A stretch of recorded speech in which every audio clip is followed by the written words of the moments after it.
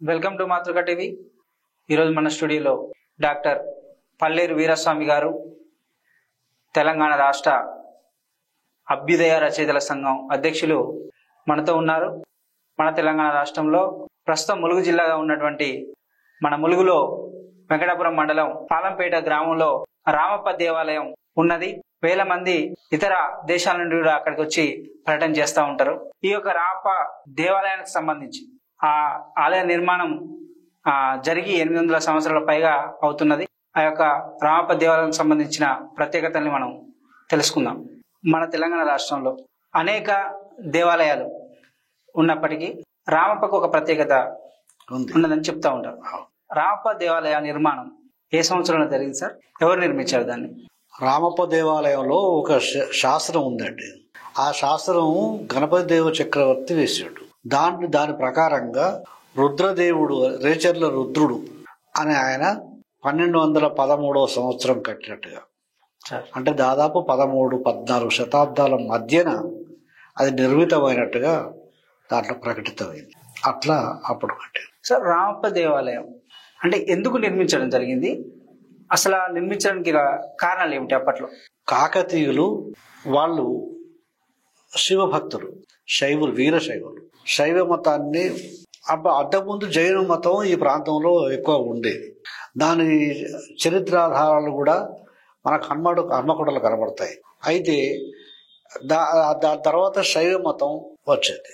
ఆ శైవ మతం వ్యాప్తిలో భాగంగా కాకతీయులు బాగా వీరశైవులు కాబట్టి అక్కడ శివాలయం నిర్మాణం జరగాలని ఆ రామలింగేశ్వర దేవాలయం కట్టించారు. పూర్తిగా రామప్ప దేవాలయం ఒక ఇసుక మేటల్లో కింద దాని పునాదిలో కూడా ఇసుక ఉన్నదని చెప్పేసి మనం విన్నాం. అసలు ఇసుకలో ఆ నిర్మాణం ఎలా సాధ్యమైంది సార్? అసలు అది అక్కడ ఉన్నటువంటి సాంకేతికత, ఇప్పుడు మనం చేయలేని పని, ఆ సాంకేతికత అప్పుడు వాళ్ళు నిర్మాణం చేశారు. అదే మనం ఇప్పుడు దాన్ని అక్కడ ఇసుక మీద నిర్మాణం జరిగింది అని చెప్పడానికి తార్కాణం ఇప్పుడు మనం దాన్ని తవ్వి చూడలేము. రామప్ప దేవాలయాన్ని ఇప్పుడు తవ్వి చూడలేక చెప్తే వింటాను అంతే. కానీ హన్మకొండలో 1000 స్తంభాల గుడి తవ్విన ప్రదేశంలో ఇసుక, దాని అడుగులో బాగా ఇసుక వచ్చింది. ఆ తవ్వితే ఆ ఇసుక నుంచి విపరీతమైనటువంటి జలధార వచ్చింది. కాబట్టి ఆ ఇసుక మీదనే అక్కడ నిర్మాణం జరిగింది అని చెప్పడానికి ఇది ఒక ఉదాహరణగా చెప్తుంటారు. అది ఆ విధంగా జరిగింది అని చెప్పడం అది నిజమే. ఆ ఇసుక మీద నిర్మాణం జరిగేది. అసలు రామప్ప దేవాలయం అంత అద్భుతమైన నైపుణ్యంతో నిర్మించారు శిల్పం. ఆ యొక్క నిర్మాణానికి అసలు ఎట్లా సాధ్యమైంది? అంతటి రాళ్లను ఎత్తి కట్టడానికి అసలు ఎలా సాధ్యమైంది శిల్పులకి? అయితే ఎలా సాధ్యమైంది అంటే ఇప్పుడు మన చరిత్ర ఆధారంగా లేకపోతే అప్పటిన్నటువంటి పరిశోధకులు చెప్పే విధంగా ఏంటంటే ఆ రాళ్ళు అక్కడికి పైకి ఎట్లా పోయినాయి, ఒకటి ఏనుగుల ద్వారా పోయినాయి అనేది ఒకటి. రెండవది ఇసుక మెట్లు కట్టారు. ఇసుకతోని కొన్ని దిబ్బలు కట్టించి ఆ ఇసుకతో మీద లాక్కుంటా పోయింది. ఇప్పుడు ముఖ్యంగా రామప్ప శిల్పాలకు సంబంధించి కానీ ఆ గర్భగుడిలో శివలింగానికి సంబంధించి ప్రత్యేకతలు ఏమిటి సార్? ఆ దేవాలయం ఒక నక్షత్రాకారంలో దాని ఆకారం ఉంటుంది. కింద మనం బేస్మెంట్ పోనే అది అంటాం కదా, అది అట్లా నిర్మితమై తర్వాత అక్కడి రాళ్ళు కృష్ణశిలలు అంటే నల్లటి వర్ణం కలిగినటువంటి అది. ఆ నల్లటి వర్ణం కలిగినటువంటి శిలల వల్ల ఇప్పటికీ చెక్కు చెదరినటువంటి వర్ణం, ఒక రంగు, ఒక చాలా అందమైనటువంటి శిల్పాకృతులు అక్కడ నిర్మితమైనవి. తర్వాత అక్కడి రామలింగేశ్వర స్వామి ఆ ఆలయ మూల విరాట్టు అంటే ఆ లింగం చాలా అద్భుతంగా ఉంటుంది, చాలా ఎత్తుగా ఉంటుంది. తర్వాత మనం అక్కడికి అడిగింది కాబట్టి ఏంటి అంటే ప్రత్యేకత, మనం ఏ టైపుల ఆ ఆలయంలో వెళ్ళినా కూడా వెలుతురు సమానంగా ఆ లింగం మీద పడుతుంది. ఎందుకు పడుతుంది అంటే అక్కడ ఉన్నటువంటి ఆ ధ్వజ స్తంభాలు ఉంటాయి కదా, ఆ ధ్వజస్తంభాలు చాలా చక్కగా ఒక నునుపుగా ఒక అద్దాలలాగా చెక్కారు. సూర్యుని వెలుతురు ఎట్నుంచి పడ్డా కూడా ఆ వాటి రిఫ్లెక్షన్ ప్రతి అది స్తంభాల మీద వెలుతురు దాని రిఫ్లెక్ట్ అయ్యి లింగం మీద పడుతుంది. కాబట్టి సూర్యుడు ఏ విధంగా ఉన్నా కూడా మిట్ట మధ్యాహ్నం అయినా సాయంత్రం అయినా ఉదయం అయినా మనం ఆ లింగాన్ని చూస్తే ఒకటే తీరుగా అక్కడ మనకు వెలుతురు వచ్చేలాగా చేసిండ్రు శిల్పి. తర్వాత రామప్ప దేవాలయం ఇంతటి ఈ అపూర్వమైన అద్భుతమైన కట్టడం యునెస్కోకి ఎంపిక కావడం ఎంతో ముఖ్యమైన విషయం. అసలు ఎలా జరిగింది ఎంపిక? 21 దేశాలు పాల్గొన్నాయని చెప్పేసి మనం విన్నాం. రామప్ప దేవాలయం ఎంపిక కావడం ఏంటి, ఎలా జరిగింది? ప్రతి సంవత్సరం యునెస్కో వాళ్ళు ప్రాచీన కట్టడాలను వారసత్వ సంపదగా గుర్తిస్తారు. ఇది ప్రపంచవ్యాప్తంగా. అయితే 2020 సంవత్సరానికి మన కేంద్ర ప్రభుత్వం తెలంగాణలో ఉన్నటువంటి ఈ రామప్ప దేవాలయాన్ని సిఫారసు చేసింది. సిఫారసు చేస్తే 2021 సంవత్సరం చైనాలోని పూజౌ అనే నగరం లోపల 21 దేశాలు పాల్గొన్నాయి. ఆ 21 దేశాలల్లో ఎంట్రీలకు వచ్చినటువంటి 255 కట్టడాలు వచ్చినాయి. ఆ 255 కట్టడాలలో మాది గొప్ప అనే విధంగా వాళ్ళ చర్చలు ఉంటాయి కదా. ఆ చర్చలు చేస్తే అందులో పట మెజారిటీ ప్రతినిధులు ఎవరైతే ఉన్నారో ఆ 21 దేశాల ప్రతినిధులు ఒక ఎక్స్పర్ట్స్ అన్నమాట. వాళ్ళు చేసిన దానికి 17 దేశాల ప్రతినిధులు రామప్ప కోటేశ్వరు. ఇది 2021 జరిగింది. కాబట్టి యునెస్కో ప్రకటించవచ్చు. భారతదేశంలో అనేక రకాల కట్టడాలు ఉన్నాయి, అనేక అద్భుతమైన కట్టడాలు ఉన్నప్పటికీ రామప్పని ఎందుకు ఈ సంవత్సరం నేను అనేది 2021 సంవత్సరానికి మాత్రమే. అంతకుముందు కూడా కొన్ని కట్టడాలు వచ్చింది, యునెస్కో గుర్తించింది. ప్రతి సంవత్సరం చెప్పినా కదా, ప్రతి సంవత్సరం ఒకసారి జరుగుతూ ఉంటాయి అట్లా. అయితే ఈ సంవత్సరం 2021 రామప్పకు వచ్చింది. అంటే ఇప్పుడు ఈ ఎంపిక కావడం వల్ల ఆ రామప్పకు సంబంధించిన ప్రత్యేకత, అంటే దానికి ఏమన్నా ప్రత్యేకత పెరుగుతుందా, లేదంటే ఎంపిక కావడం వల్ల దానికి ఏమన్నా డెవలప్మెంట్ జరుగుతాయి? సంతోషం. అది కాదు, మొదలు ఎంపిక ఎట్లా జరిగింది, ఎందుకు ఎంపిక జరిగింది అనేది మనం చర్చిద్దాం. అది మీరే చెప్పారు ఇప్పుడు. ఏంటి, ఇసుక మీద దాని దేవాలయ నిర్మాణం జరిగింది. ఇది ఒకటి, ఇది ఎక్కడ జరగని విషయం. రెండవది, ఆ దేవాలయం గోపురం మీద నీటిపై తేలి ఆడే ఇటుకల నిర్మాణం చేశారు. అది ఇక్కడ ప్రపంచంలో ఎక్కడ జరగదు. ఇది రెండవది. మూడవది ఏంటంటే అక్కడ ఉన్న శిల్పాలకు ఉన్నటువంటి నునుపుదనం, ఆ వర్ణం, రంగు ఇప్పటికి కూడా చెక్కు చెదరకుండా ఆ విధంగానే ఉన్నది. అటువంటి శిల్పాలు అవి. కాబట్టి ఈ మూడు ఐటమ్లు తీసుకొని దాన్ని నిర్మాణం చేశారు, దాన్ని ఎంపిక చేశారు. ఓకే, ఈ రామప్పగా పేరు రావడానికి కారణం ఏంటి సార్? అంటే ఆ రామప్ప అనే వ్యక్తి చెప్పడం వల్ల వచ్చిందా, లేదంటే దేని వల్ల ఆ పేరు రామప్ప అని వచ్చింది దానికి? విశ్వబ్రాహ్మణుల యొక్క పండితనం అది. విశ్వబ్రాహ్మణుల పండితనం. రామప్ప అనే శిల్పి ఆ దేవాలయాన్ని నిర్మించడానికి ఆయన ప్రధాన శిల్పి ఆ కాలం. అప్పుడు దానికి అయితే ఎక్కడ జరగదు, ఎక్కడ లేని విధంగా శిల్పి పేరు మీదనే ఆ దేవాలయం నిర్మితమైంది. ఇదేదో గుడి పేరు ఎల్లోరా అంటే ఇంకేదో అనుకుంటాం, అట్లా ఎక్కడ ఉండదు. ఇక్కడ మాత్రం శిల్పి పేరు, శిల్పికి గౌరవం. అందులో రామలింగేశ్వర స్వామి గుడి ఉన్నప్పటికీ ఆయన పేరు మీద కాకుండా ప్రత్యేకంగా శిల్పి పేరు మీద రావడం అనేది ఒక ప్రత్యేకత. సరే, అయితే అలాగనే అక్కడ ఒక స్తంభం ఉంది, సరిగమలు పలికే స్తంభం ఉంది, దాని ప్రత్యేకత చెప్పి. గుడి ముందు మనం గుడిలో అంటే ఆ ప్రధాన దేవాలయం లోపల ముందు, ఆలయం లోపల ప్రవేశించే ముందే ఒకటి చిన్న స్తంభం ఉంటుంది. ఆ స్తంభం మనం ఎక్కడ వేలుతో ఇట్లా మీటినా కూడా రకరకాల ధ్వనులు వస్తాయి. సప్త స్వరాలు ఒలికించేటువంటి ధ్వనులు దాంట్లో ఉంటాయి. అది దాని ప్రత్యేకత. అది ఒకటే రాయి, ఆ రాయి రకరకాలుగా ధ్వనులు వస్తూ ఉంటాయి. అంటే అప్పుడు ఈ రామప్ప గుడికి నిర్మాణంలో తేలియాడే ఇటుక ఉన్నదని మనం విన్నాం. విన్నది ఉన్నది. అయితే ఆ ఇటుకలు ఇప్పుడు ఎందుకు సాధ్యం కావట్లేదు? అప్పుడు దాంట్లో వాడిన ఇసుక గాని మట్టి గాని ఎట్లా ప్రత్యేకత ఏంటి? అయితే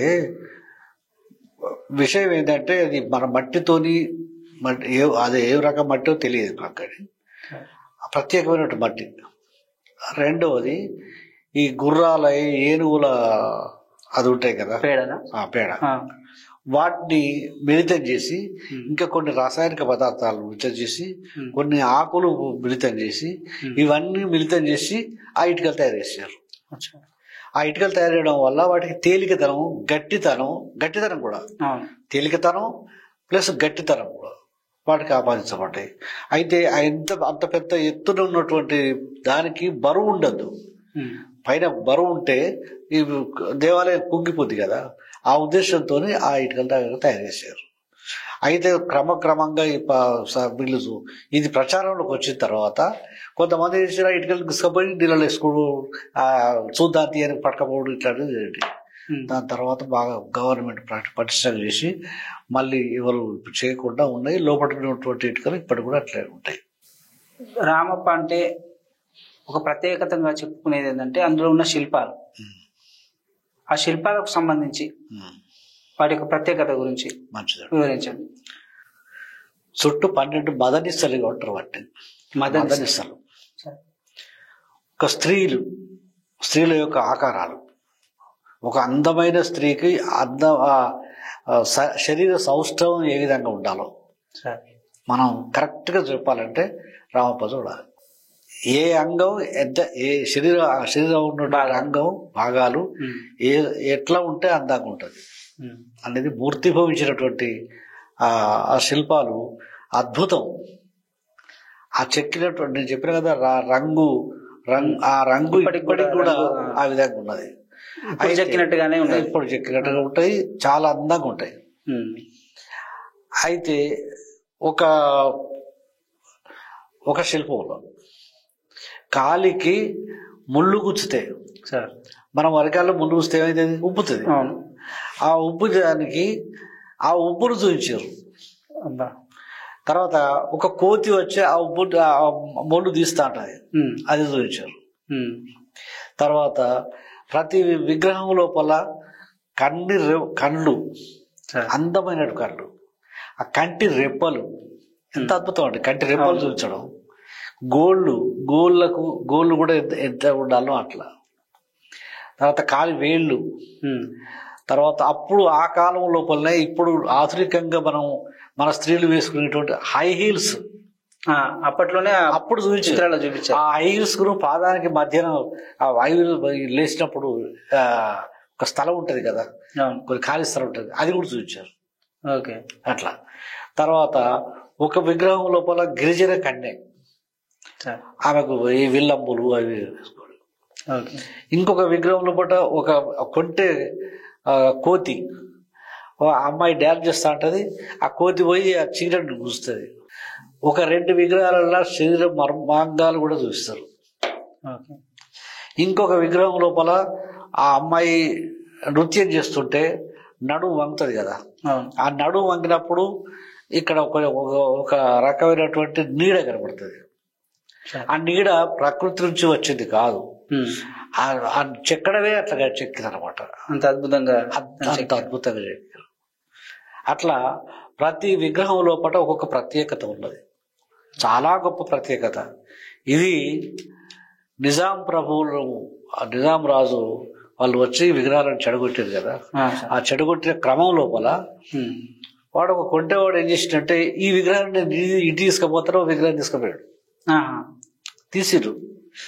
తీసే వరకు వారికి ఏదో మంచి జరగలేదు. అక్కడ ఇవి గుడి కూడా కూలే పరిస్థితి ఏర్పడ్డది. నిజంగా అట్లా జరుగుతుంది సార్? ఇప్పుడు ఆ గుళ్ళో అంటే తీస్తే ఆ గుడి కూలుతుంది కాబట్టి తీయకూడదు. అయితే మళ్ళీ దాన్ని తీసుకొచ్చి రీప్లేస్ చేసినట్టుగా మనకు కనబడుతుంటది. అట్లా అది గురించి ఎవరు కూడా దాన్ని తీయరు, తీసినట్టుగా వీలు కాదు. ఇది రామప్ప దేవాలయం ఉన్న చోట ఆ చుట్టుపక్కల ప్రాంతాల్లో వెంకటాపురం కానీ ఆ చుట్టుపక్కల ప్రాంతాల్లో బొగ్గు తవ్వకాలు కూడా జరిగినట్టుగా తెలిసింది. అది వాస్తవం అంటారా? బొగ్గు తవ్వకాలని ఆపేసి ప్రజా సంఘాలకు సంబంధించిన వాళ్ళు కూడా దాన్ని ఇప్పుడు కూడా తవ్వకుండా కూడా అడ్డుకున్నారని చెప్పేసి అన్నారు. దానివల్ల ఆ దేవాలయానికి నష్టం అని చెప్పేసి వాళ్ళు అడుగున్నారు. అది నిజమేనా? దాంట్లో ఎంత వాస్తవం ఎంత? నిజమే. వెంకటాపురం మండలంలో ఇప్పటికీ బొగ్గు నిక్షేపాలు ఉన్నాయని తవ్వుతున్నారు. వెంకటాపురం ఆ మండలంలో ఇది ఉన్నది, ఆ పరిసర ప్రాంతాలు ఉన్నాయి కాబట్టి ఈ దేవాలయ పరిసర ప్రాంతాల్లో కూడా తవ్వుకుంటూ రావడానికి ప్రయత్నం చేశారు. చేస్తే మేధావులు, కవులు, కళాకారులు, కొంతమంది సామాజికవేత్తలు అంతా కలిసి అల్లరి చేశారు.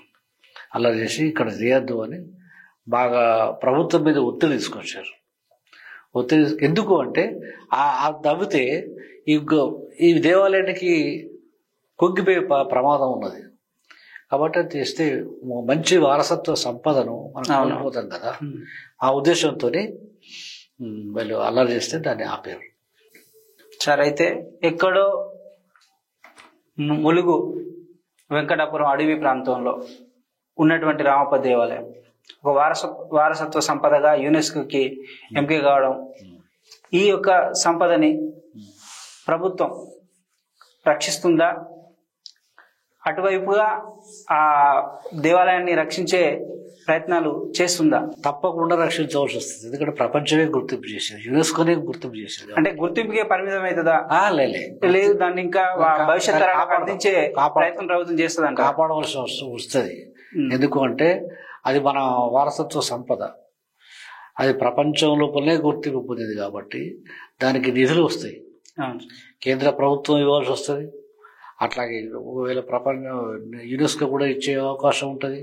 దాన్ని ఇంకా కాపాడతారు కానీ దాన్ని ఇంకా ఎడగొట్టరు. ఇప్పటికీ డెవలప్ చేస్తున్నారు. దాని చుట్టుప్రక్కల ప్రదేశం అంతా కూడా పర్యాటకులకు ఆనందం కలిగించేటువంటి ప్రదేశంగా దాన్ని నిర్మించడం జరుగుతున్నది. ఈ రామప్పకు వెళ్ళే పర్యాటకులకు మీరిచ్చే సందేశం ఏంటి? అంటే దాంట్లో మనం ఏం గ్రహించాలి? రామప్ప దేవాలయం అంటే కేవలం అంత దూరం వెళ్ళి చూడటమేనా?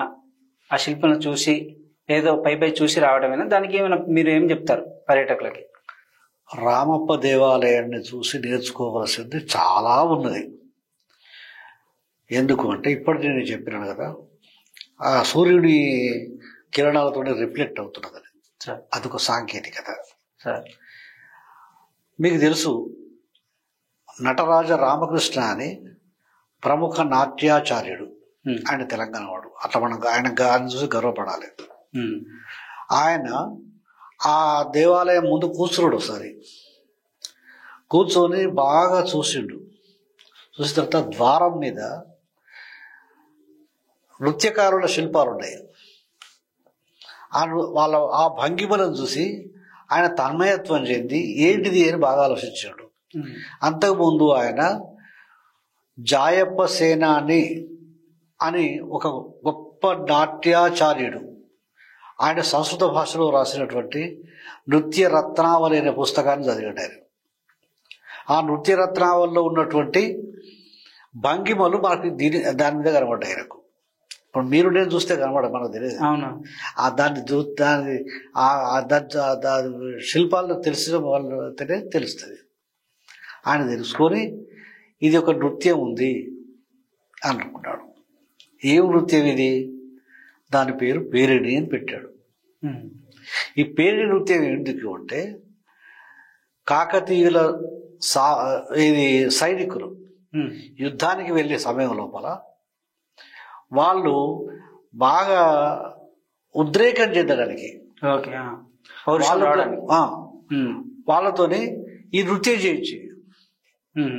ఇప్పటికీ ఒక 200-300 మంది చేస్తారు ఒకటేసారి. ఆ నృత్యం చూస్తే ఆ శబ్దాలకు, ధ్వనులకు, వాళ్ళు ఆడేటువంటి ఆ భంగిమలకు మనకు రోమన్ లెక్కపరుస్తాయి అనమాట. అటువంటి పౌరుషం అందులోపట ఆ నృత్యం లోపల ఉంది. దాంతో వాళ్ళు శత్రురాజ్యం మీద దండెత్తడానికి వెళ్ళినప్పుడు ఈజీగా వాళ్ళను సంహరించేది. అంటే కేవలం ఆ బొమ్మల్లోనే ఉందంటారు, నిజంగా అట్లా జరిగిందంట? అయితే ఆ బొమ్మలను ఇక్కడ చూపించుండు. దాన్ని బట్టి ఈ రామకృష్ణ గారు అనుకుంటాం కదా, ఆ రామకృష్ణ దాన్ని ఆ పేరు నృత్యాన్ని తయారు చేశాడు. తయారు చేసి దాన్ని ఇప్పటికి కూడా మన సాంస్కృతిక శాఖ వాళ్ళు అప్పుడప్పుడు దాన్ని చేస్తారు, చూపిస్తారు అట్లా. అది తర్వాత ఇంకొక ప్రత్యేకత ఏంటంటే గుడి చుట్టూ ఒక 360 ఏనుగులు ఉంటాయి, ఏనుగు బొమ్మలు.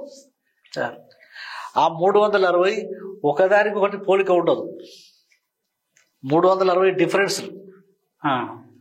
అది ఎంత గొప్ప! అది ఒక ఏనుగు ఇంకో ఏనుగు పోలిక లేకుండా చెక్కి 360 చూస్తారు అట్లా.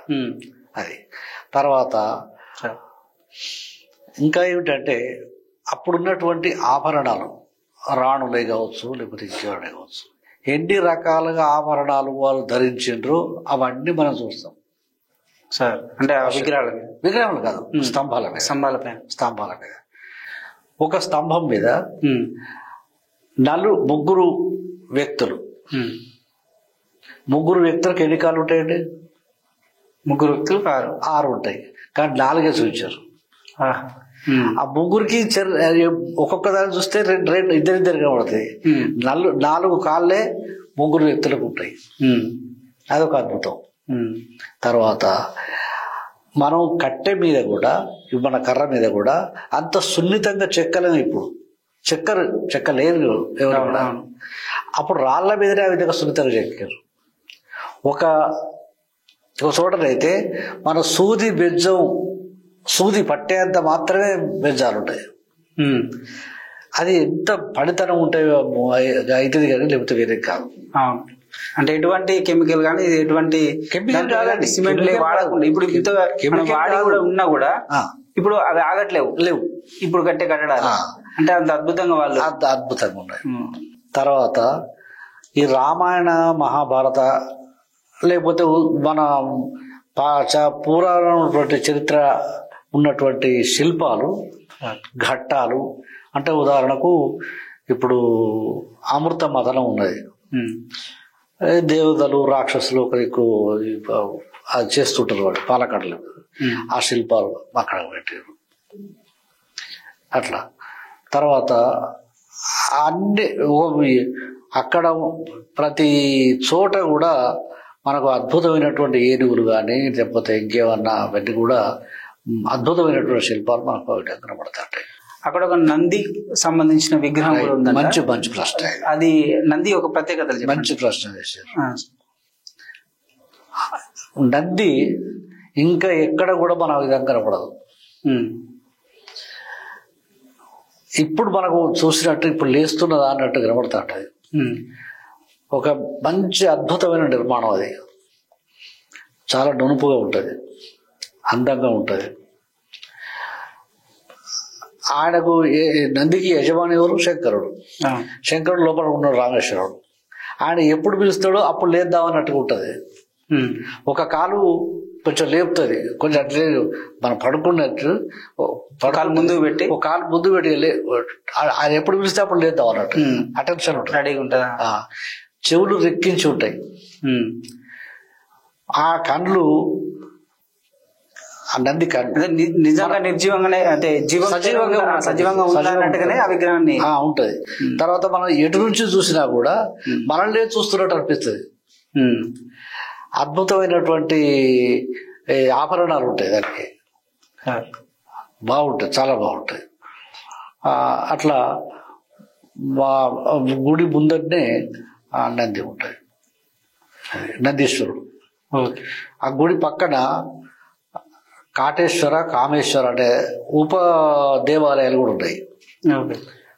ఆ దేవాలయాలు కూడా బాగానే ఉంటాయి, కానీ అవి శిథిలం అవుతుంటాయి ఇప్పుడు. ఓకే, సరే సార్. ఈ వీడియో చూసిన తర్వాత ఏదైతే ఇంతకు ముందు వెళ్ళిన పర్యాటకులు కానీ రామప్ప చూడాలనుకునే వాళ్ళు ఈ వీడియో చూసిన తర్వాత వాళ్ళు ఇన్ని అద్భుతాలు ఉన్నాయా, ఇన్ని ప్రత్యేకతలు ఉన్నాయా అని వాళ్ళు తెలుసుకుని మళ్ళీ వెళ్ళడానికి కూడా వెళ్తారని మనం ఆశిద్దాం సార్. ఒకటే కాదు, ఇంకా కాకతీయులకు ఇటు శిల్ప సంపదను ఏ విధంగా డెవలప్ చేసినట్లు, ఇంకా వాళ్ళ దురదృష్టి గొప్పది, నీటి పారుదలను కూడా బాగా చేశారు. గొలుసు కట్టడాలు, మన నీటిని గొలుసు కట్టడాలు, ఇది ప్రపంచంలో ఎక్కడ జరగదు. ఏ రాజులు కట్టేయలే, ఎక్కడ ఇవ్వలేదు. అప్పటి ఇంజనీర్ల నిర్మాణం అది. అంటే గొలుసు కట్టడాలు ఏ విధంగా సార్? అంటే ఇప్పుడు వరకు తెలియదు కదా, ఏ విధంగా గొలుసు కట్టడాలు? ఒక చోటు నుంచి నది ప్రవహిస్తుంది, ఒక చోట ఆపుతారు, మళ్ళీ అక్కడ నుంచి మళ్ళీ ఇంకో చోట ఇంకో చెరువు, స్టోరేజ్ లాగా. ఆ చెరువు నుంచి ఇంకో చెరువు, ఇది నిండిన తర్వాత మళ్ళీ ఇంకో చెరువు. ఈ విధంగా ఇది గొలుసు కట్టడాలు అంటారు. ఇది ఒక కాకతీయులను మాత్రమే నిర్మించారు, వాళ్ళకి సాధ్యమే. ఇందులో భాగంగానే రామప్ప దేవాలయం, రామప్ప అంటే కాకతీయ ఉందా సార్ అది? ఇప్పుడు మీరు అన్న గొలుసు కట్టడం ఇప్పుడు అంటే కాకతీయులు పాలించినటువంటి ప్రదేశంలో మొత్తం ఎక్కడైనా అట్లే ఉంటాయి. ఒక చెరువు నిడితే మళ్ళీ ఆ చెరువు నీళ్ళు వేస్ట్ కావు, ఇంకో చెరువు నిడుతుంది. అట్లా నీళ్లు పొదుపు చేయడానికి అప్పుడు ఉన్నటువంటి మేధస్సు అట్లా పనిచేసేది. అందులో భాగంగానే రామప్ప ప్రాంతంలో కూడా ఒక చెరువు కట్టిరు. రామప్ప తటాకం అంటారు దాన్ని, రామప్ప సరస్సు అంటారు. ఎందుకు అంటే ఇంకా అందులో బట్టి అద్భుతం ఏంటంటే అటు గుట్ట ఇటు గుట్ట, ప్రకృతి సిద్ధమైంది, వీళ్ళు కట్టింది కాదు. ఆ మధ్యలో కొంచెం స్థలం ఉంటే అక్కడ మాత్రమే మట్టేసారు, అక్కడ తూములు పెట్టారు. చాలా ఖర్చుతో నిర్మాణం ఉంది, కానీ ఎక్కువ నీళ్ళు అవుతాయి, కొన్ని వేల ఎకరాలు పడతాయి. అట్లాగే పాకాల చెప్పుకోవచ్చు, అట్లాగే లక్నవరం చెప్పుకోవచ్చు, గరపురం చెప్పుకోవచ్చు. ఇట్లా ప్రతి చోట కూడా మంచి తటాకాలను, పెద్ద పెద్ద అదొక సముద్రం, ఒక మామూలుగా సముద్రం లాంటి. ఇప్పుడు మనం ప్రాజెక్టులు కడుతున్నారు కదా, కొన్ని కోట్ల రూపాయలతో కడుతున్నారు. అవును, అవి ఇప్పుడు లక్షల కోట్లతో పెడుతున్నారు. ఇక సరే మనం అవి ఎట్లుండేది అది చూస్తున్నాం. కానీ వాళ్ళు తక్కువ ఖర్చుతోనే ఎక్కువ అది ఇచ్చినట్టుగా నిర్మాణం చేసిండ్రు. అది కూడా మనకు చాలా గొప్ప. అక్కడ ఒక రేగు చెట్టు ఉండరండి, ముళ్ళు లేని రేగు చెట్టు. అది నేను చూసిన, ముళ్ళు లేదు, ఇక్కడ కాయలు ఉండేది, రేగుకాయలు ఉండేది, ముళ్ళు లేకుంటే. అంటే అట్లాంటి చెట్టు ఎక్కడ ఉండదు, అంటే అక్కడ ముళ్ళు ఉంటాయి కదా. అవును, అది మామూలే. తుమ్మ చెట్టుకైనా రేగు చెట్లు ఉంటాయి కదా, కానీ అక్కడ ఆ చెట్టుకు మాత్రం ఏం లేకుంటే. ఇప్పుడు లేదా సార్? అది పోయింది, చాలా సంవత్సరాల క్రితం పోయింది. అదొకటి. రామప్ప ఆవరణలో ఉన్నటువంటి స్వరంగ మార్గం ఏ ఆలయాలకు సంబంధము, అంటే ఆ మార్గం కలపబడి ఉన్నది, అది ఎంతవరకు నిజం? కాకతీయులు చాలా బలవంతులు, ధనవంతులు కూడా. ధనవంతులు వాళ్ళ ధనం మీద లేదా వాళ్ళ వాళ్ళు బలవంతులే. అయితే వాళ్ళ ప్రొటెక్షన్ కోసం ఈ ముఖ్యమైన ప్రదేశాలలో మనం ఎక్కడి నుంచి ఎక్కడికి పోవచ్చు అనేది వాళ్ళు సొరంగ మార్గాలు తవ్వుకుంటారు. అట్లా కోట వరంగల్ కిలవరంగల్ నుంచి పాకాలకు ఉంటుంది అటు. అలా కిలవరంగల్ నుంచి 1000 స్తంభాలకు నిజమంటారా సార్? అది ఉండొచ్చు. ఇప్పుడు 1000 స్తంభాలకు కూడా ఉన్నాయి కదా, అది సొరంగం అంటారు దాన్ని. అవునా, ఉండొచ్చు. ఇంచర్లకు ఉంటుంది అంటారు, రామప్పకు ఉంటుంది అంటారు. వెంకటాపురం మండల్లో సైనిక శిబిరం ఉండేరంట అక్కడ. వాళ్ళ సైనిక శిబిరం అక్కడ అక్కడ ఒకటి ఉండే. దాని సందర్భంగా ఈడ ఉండొచ్చు అని మనం ఊహించవచ్చు. ఎందుకంటే ఆ సైనిక శిబిరం పక్కనే ఈ దేవాలయం దగ్గర నుంచి వెళ్ళిపోవడానికి ఈ మార్గం నుంచి పోతే తొందరగా పోతారు వాళ్ళు. ఇప్పుడు ఎక్కడ పాకాల్లో యుద్ధం జరుగుతుంది అనుకోండి, ఈ మార్గం నుంచి పోతే మనం తొందరగా వెళ్తాం. ఈ ట్రాఫిక్ జామ్ ఉంటుంది అట్లా.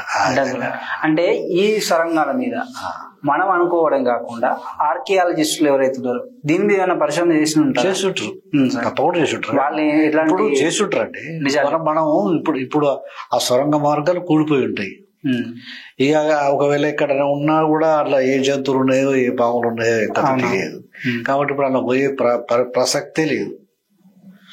ఇప్పుడు మనం అలా లోపల పోయి చూసి ఎవడన్నా అంటే అదే కష్టం. అది కానీ ఉండడం అయితే నిజం అది.